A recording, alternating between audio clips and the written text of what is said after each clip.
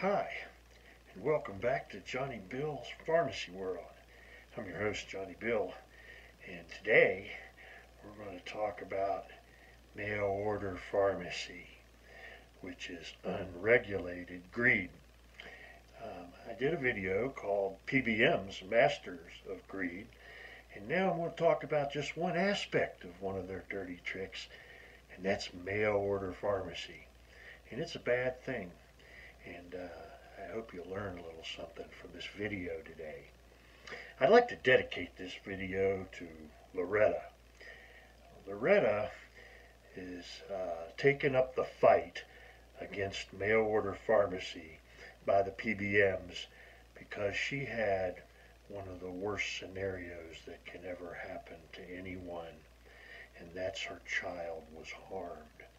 And her child was harmed by mandatory mail order of a medication, and the child had a transplant and rejected an organ because of a mail order by PBMs.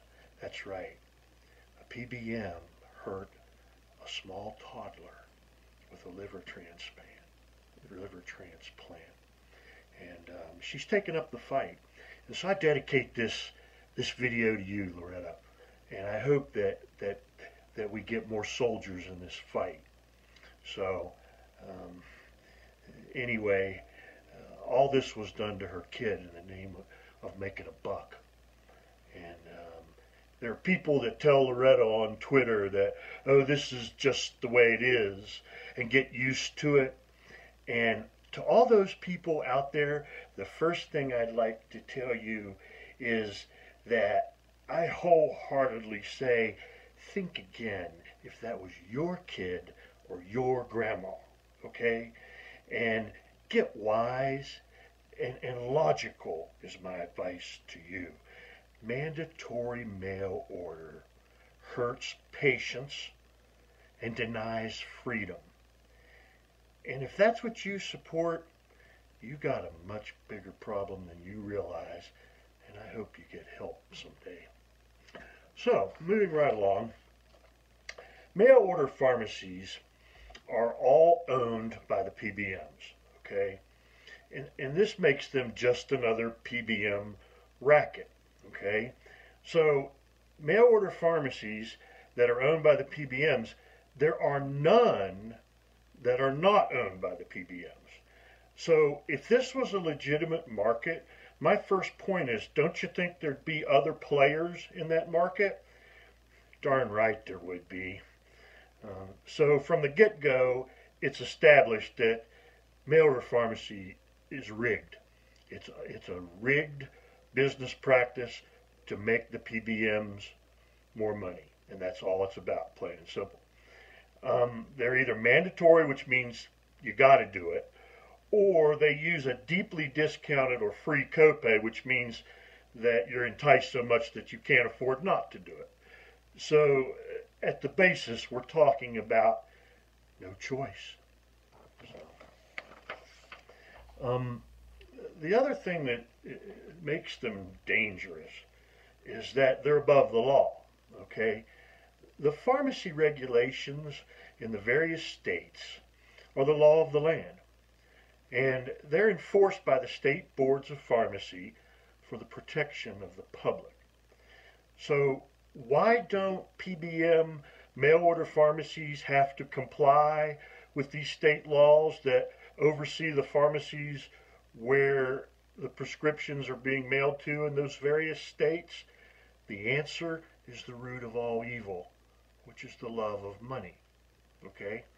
So state boards of pharmacy tend to just pass the buck and make an excuse that they don't have the resources to police the mail order pharmacy business, or that they'd be overwhelmed, or that they don't have enough complaints, or that they don't follow up on their complaints when they do get them very well.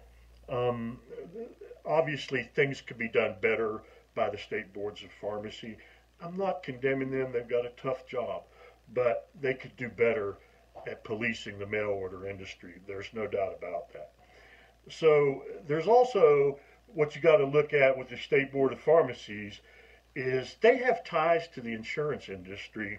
Look at the number of CVS employees or former CVS employees that have had positions on the state boards of pharmacy or associated with the state board of pharmacies, and you'll see what I'm talking about.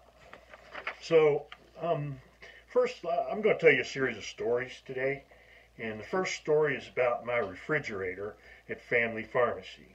3 years ago, when my Virginia State Board inspector came in to inspect my pharmacy, which they have to do every 2 years in Virginia, he carries around with him a little thermometer with a probe on it, and he goes to your refrigerator and puts the probe in there, and if it's not between 35 and 45 degrees, and out of that range, he writes you up. And when he writes you up, he charged me $250 for my refrigerator being 2 degrees off. Why? Because the medication's stability is not guaranteed beyond that date range. So if the medicine is stored outside that date range, it could be unstable or it could totally lose its potency and won't work. And if it won't work, then someone could get hurt because their medicine doesn't do what it's supposed to do. And that's what happened when people get hurt by not having to comply with these regulations. So he fined me the $250. Then he went to my freezer, and my freezer door had been ajar for a short period of time, and my freezer wasn't in the proper range either. And he quarantined 3 doses of Zostavax, which is a shingles vaccine, and it cost me about $600. So it cost our pharmacy a little less than $1,000 to comply with the law of the land, which we gladly do, and we were sorry that we broke this law. It was inadvertent. We didn't mean to. Okay, these mail order pharmacies mean to. Okay, they want to be excluded from these laws. They don't care about their medicines being mailed in a hot truck or a hot warehouse or a cold truck or cold warehouse. They mail stuff to North Dakota in the middle of the winter when it's 25 below a regular temperature and the wind chill factors go down to 60 below. Do you know what medicines or insulin does at 60 below zero? Would you want that injected in your kid? Would you want that injected in your grandma? The answer is hell no. Okay? And excuse my language, but that I feel very deeply about that. Okay, so moving on, the next story is about Mary, and Mary was a customer of my pharmacy, and she was like a surrogate grandmother to me. I've had hundreds of them over the years, and that's the difference between chain pharmacies and independent pharmacies. I'm an independent pharmacist, and chain pharmacies, if you go in to Walmart and CVS and Walgreens, and they're busy, look at the look on the people's eyes. They're not happy people, and unhappy people don't give good customer service. That's a fact. And most of these people dread coming to work every day because of the environment that the corporations they work for have made.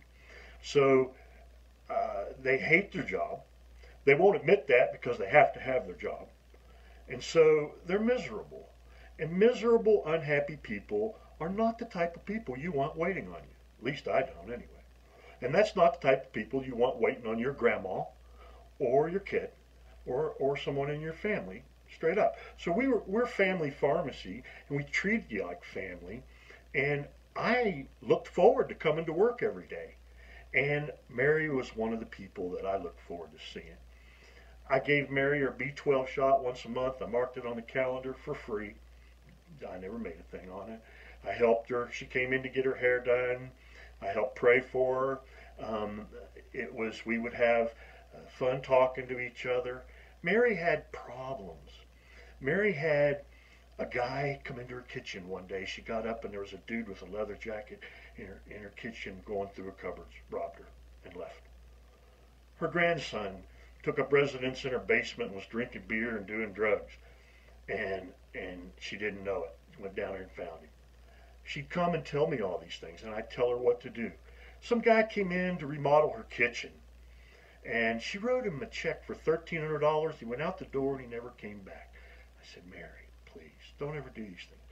Mary came to me for advice, for telling me what was happening in her life. And Mary was the widow of a veteran.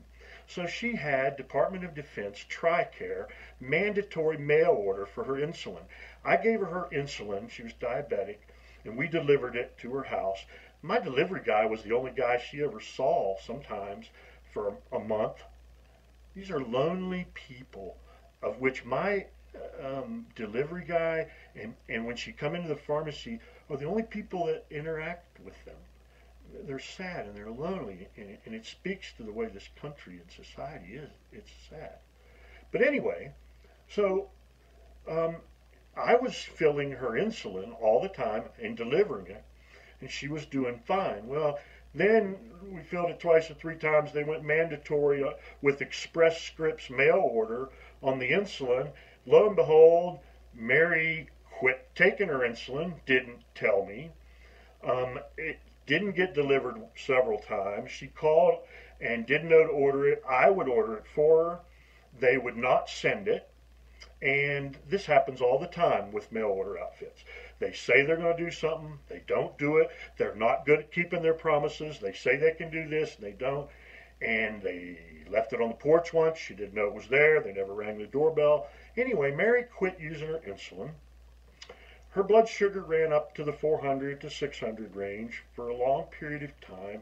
Mary got gangrene in a toe, had to have a toe amputated. Then Mary couldn't walk very well and lost her mobility.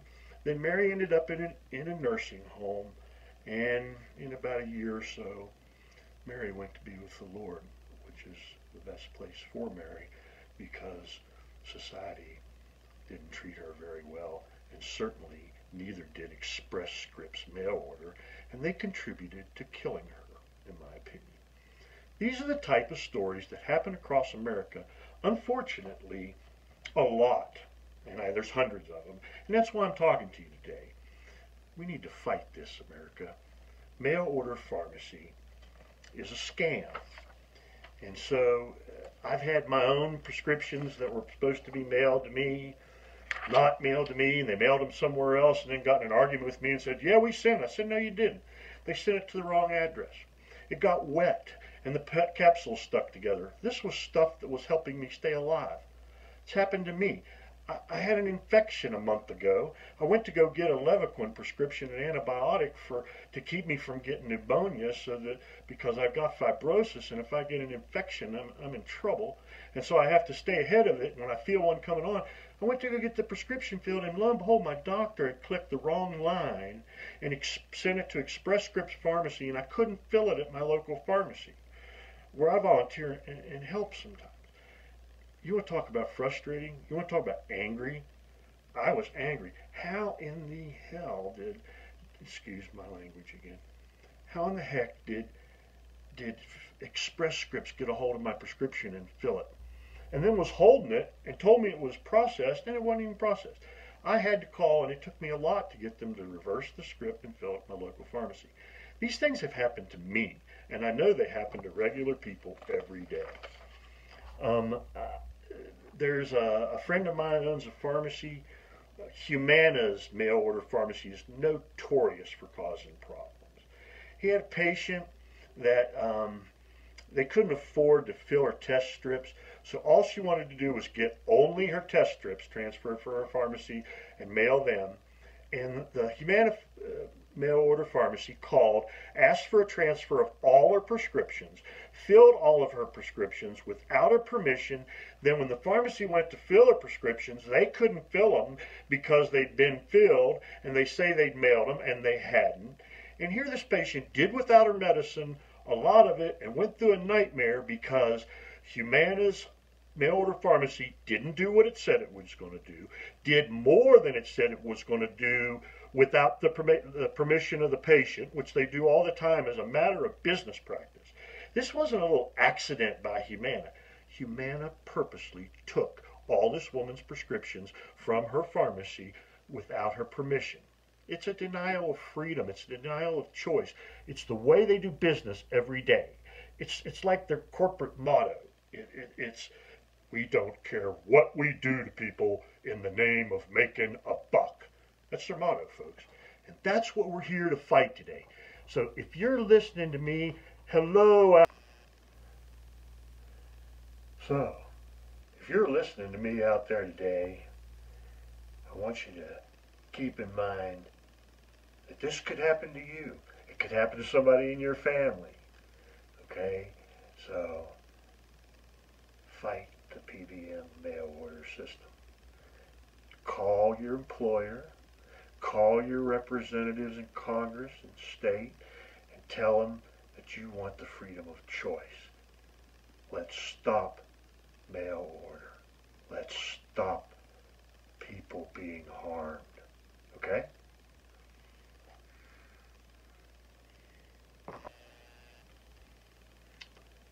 So, anyway, there is more stories.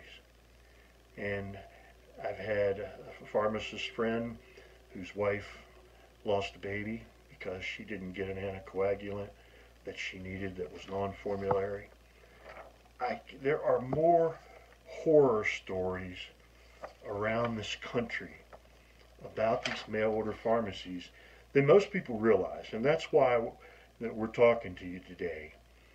And so, just to review, mail order pharmacy that's mandatory or discounted copay or denies a lack of choice is a dirty trick, okay? And it denies choice.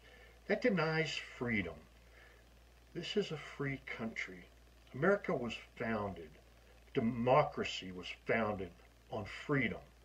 And the lack of freedom is undemocratic and is against everything that this country is supposed to be about. So the second question is, why are these PBM owned mail order pharmacies allowed to be above the law? And the answer is the billions of dollars of revenue they generate for who? Yes, the PBMs, the masters of greed. Fight them with everything you got, YouTube, and wake up, America.